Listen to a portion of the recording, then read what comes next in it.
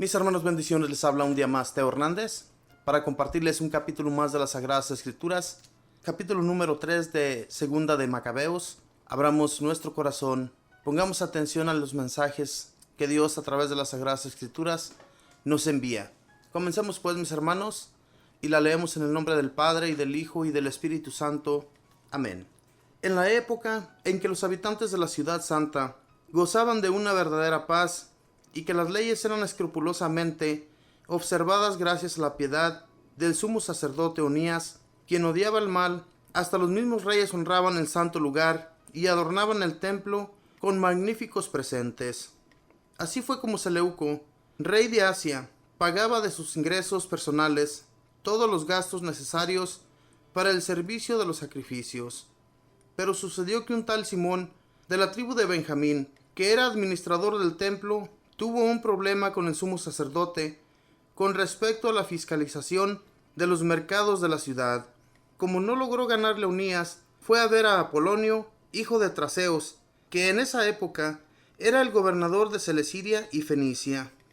Le contó que el tesoro de Jerusalén contenía enormes sumas, una cantidad increíble de riquezas que no tenían relaciones con los gastos necesarios para los sacrificios, y que era posible, por tanto, traspasar todo ese tesoro a manos del rey. Una vez que se encontró con el rey, Apolonio le habló de las riquezas que le habían mencionado, y el rey designó a Heliodoro, que estaba al frente de sus asuntos, lo mandó con la orden que confiscara todas las riquezas de las que se hablaba.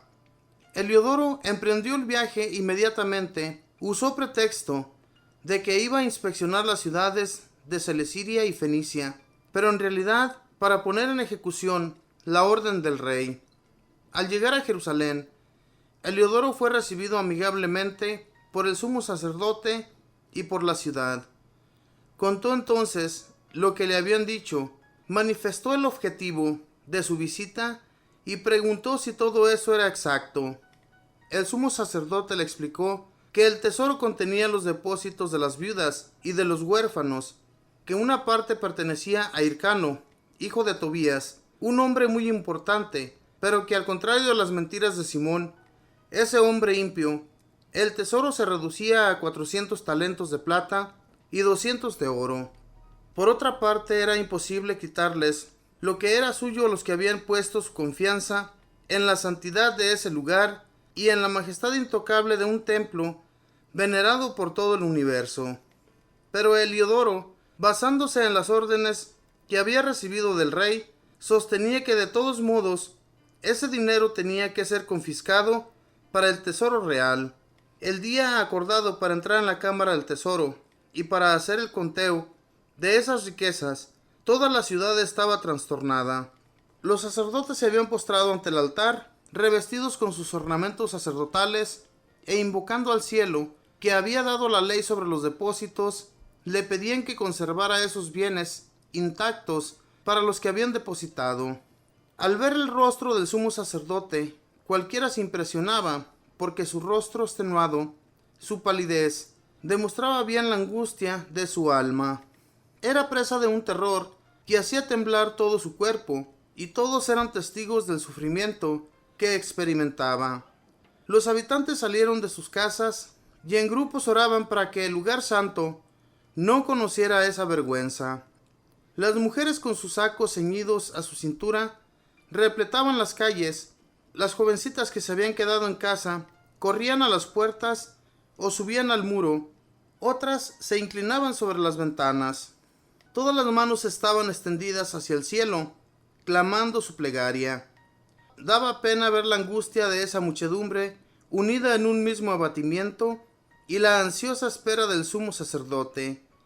Mientras se suplicaba al Señor Todopoderoso que guardara intactos y salvos los depósitos a los que los habían efectuado, Heliodoro procedía a hacer lo que había dicho. Ya estaba con su guardia cerca del tesoro, cuando el soberano de los espíritus y poderes de todo orden produjo una gran aparición en ese mismo lugar. Todos los que se habían atrevido a entrar quedaron sin fuerzas y sin ánimo, como paralizados por la fuerza de Dios. Se les apareció un caballo montado por un jinete terrible y ricamente equipado, que parecía llevar una armadura de oro, se lanzó directamente hacia Heliodoro, amenazándolo con sus patas delanteras. Al mismo tiempo, aparecieron dos jóvenes rebosantes de energía, deslumbrantes de luz y vestidos con magníficos trajes. Se pusieron a ambos lados de Heliodoro y empezaron a azotarlo, dejando caer sobre él una lluvia de golpes. Heliodoro cayó a tierra y se halló sumido en profundas tinieblas. Lo tomaron y lo pusieron en una camilla, y ese hombre, que acababa de entrar en la cámara del tesoro, con un numeroso séquito de guardias y hombres armados, fue llevado afuera, incapaz de ayudarse a sí mismo. Así se había manifestado a todos el poder de Dios. Mientras Heliodoro, golpeado por la fuerza divina, yacía enmudecido y sin esperanza de curación, los judíos bendecían al Señor, que había glorificado su santo lugar. El templo que, hacía apenas un momento, estaba invadido por el espanto y la inquietud, se llenaba ahora de gozo y de alegría, como consecuencia de la manifestación del Señor Todopoderoso. Inmediatamente algunos compañeros de Heliodoro pidieron a Unías su intercesión para que el Altísimo concediera la vida a aquel que estaba tendido en tierra, medio muerto. El sumo sacerdote, por su parte, temía que el rey sospechara alguna maquinación de los judíos contra Heliodoro y ofreció un sacrificio por su salud. Cuando el sumo sacerdote ofrecía el sacrificio de reparación, aparecieron de nuevo a Heliodoro los mismos jóvenes vestidos con los mismos trajes, y poniéndose de pie al lado de él, le dijeron: «Puedes darle muchísimas gracias al sumo sacerdote Unías, porque por él fue que el Señor te conservara la vida. Ya que has sido azotado por el cielo, darás a conocer a todos el gran poder de Dios». Después de decir eso, desaparecieron. Heliodoro ofreció un sacrificio al Señor e hizo largas oraciones al que le había conservado la vida. Luego, después de haber prometido a Unías su amistad, regresó con sus hombres donde el rey. A todos contaba esa intervención del Dios grandísimo que había visto con sus propios ojos. Cuando el rey preguntó a Heliodoro quién sería el más indicado para que fuera de nuevo a Jerusalén, Heliodoro le respondió: «Si tienes algún enemigo o hay alguien que ha hecho un perjuicio al Estado, mándalo allá abajo para que vuelva desgarrado a azotes, si es que logra escapar, porque realmente hay allá una fuerza divina. El que mora en el cielo vigila ese lugar y lo protege. Castiga y da muerte a los que van con malas intenciones». Esto es lo que le ocurrió a Heliodoro, y así fue como se salvó el tesoro. Palabra de Dios, te alabamos, Señor. Cuando las personas, hermanos, tienen malas intenciones, como las que tenía este Heliodoro, y no tanto Heliodoro, sino que este Simón, que había ido con ese gobernante a platicarle de los tesoros que había en el templo, ese dinero y todas las cosas que había allí, eran ofrendas que se recolectaban tanto de parte de las viudas y de los huérfanos. Y entonces se tenía guardado ese tesoro para seguir protegiendo a aquellas personas. Y entonces, cuando esto ya estaba decidido para invadir el templo, para invadir ese lugar santo, envía a este gobernante a Heliodoro para que vaya y recoja ese dinero y todo lo que ahí se encuentra y lo lleve al tesoro real. Cuando algo es por maldad, no se lleva a cabo. Por más que hagamos y hagamos por recoger aquello que no es nuestro, si Dios nos lo permite, es posible que sucedan estas cosas que le pasaron a Heliodoro, este hombre impío que se le hacía fácil ir por todas esas cosas y traerlas para el reino. No se puede pelear con Dios, porque Dios, recordemos que Él es el Todopoderoso, y con Él no vamos a poder levantar ni un solo dedo, porque Él conoce nuestros corazones, conoce lo más interior, conoce cómo somos, lo débiles que somos. Aquellos soldados, cuando vieron que se aparecieron aquellos jinetes en sus caballos y los amenazaban, pues tuvieron mucho miedo, especialmente Heliodoro, que fue azotado por ellos, fue muy golpeado y fue sacado de ese lugar.